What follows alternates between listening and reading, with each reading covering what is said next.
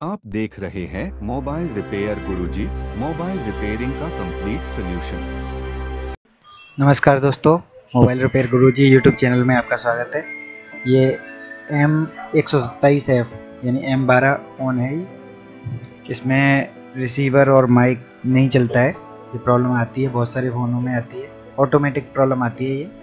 और इसमें क्या होता है कि CPU से पावर IC में 4-5 इंटरनल लाइनें हैं I2S प्रोटोकॉल वाली, वो ओपन हो जाती हैं। तो इसका एक तरीका तो ये है कि रिसीवर के पीछे की साइड या पावर IC के ऊपर उसकी लेयर को स्क्रैच करते हैं, तब हो जाता है।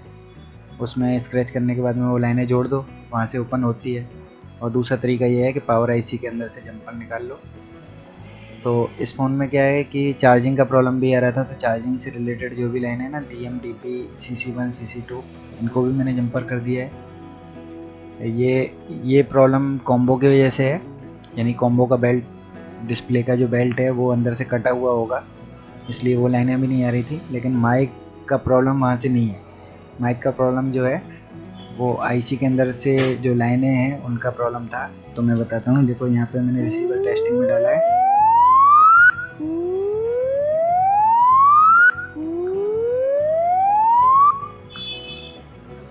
ठीक है, तो ये जो है रिसीवर भी चल गया है और माइक भी चल गया है। यहाँ पे माइक में हमने रिकॉर्डिंग भी, और जो चार्जिंग है वो भी हो गई। तो इसमें एक्चुअल में प्रॉब्लम क्या आती है, यहाँ पे मैं दिखा रहा हूँ कि चार्जिंग देखो 2% है, 2% चार्जिंग रखा है। तो थोड़ी देर में ये 1% भी अगर बढ़ जाती है तो यानी कि चार्जिंग का प्रॉब्लम भी सही हो गया, और रिसीवर और माइक का प्रॉब्लम भी हमने चेक कर लिया है, वो भी कंप्लीट हो गया। और माइक और रिसीवर की प्रॉब्लम दोनों की साथ में ही आती है, क्योंकि I2S लाइन जो हैं वो प्रोटोकॉल, उनसे ही कंट्रोल होता है ये दोनों चीज़ें। अगर I2S लाइन में, I2S प्रोटोकॉल की 5 लाइनें होती हैं टोटल, उनमें से अगर एक भी मिसिंग होगी तो रिसीवर और माइक दोनों चीज़ें जो है नहीं चलेंगी। ये फॉल्ट A50S में भी आता है, उसमें भी I2S लाइनों से ही आता है। वो CPU के नीचे की तरफ से स्क्रैच करना पड़ता है बोर्ड, और वहाँ पे ऑडियो कोडेक IC भी लगी होती है। यहाँ पे इस फ़ोन में ऑडियो कोडेक IC अलग से नहीं है, वो पावर IC के अंदर ही है वो सेक्शन। तो ये जो तरीका है, अब ठीक है, चलो आगे बढ़ते हैं। तो ये देखिए 3% हो गया है, और ये मैंने फास्ट कर दिया इतनी जगह ताकि टाइम वेस्ट नहीं हो। अब सीधे ये आ जाते हैं हम कि,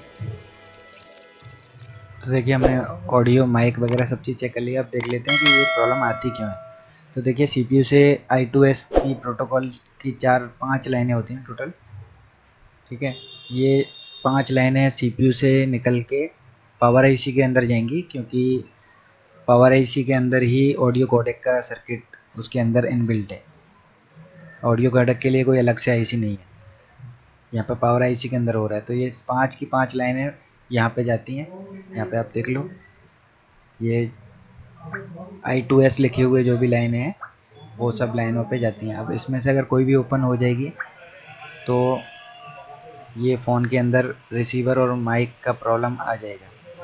अगर दोनों का प्रॉब्लम हो इस फ़ोन में तो आपको इस तरीके से करना है। हमारे केस में ये 2 ऊपर की जो लाइनें ओपन मिली थी वो मैंने जंपर करके जोड़ा है, उसके बाद में सही हुआ है।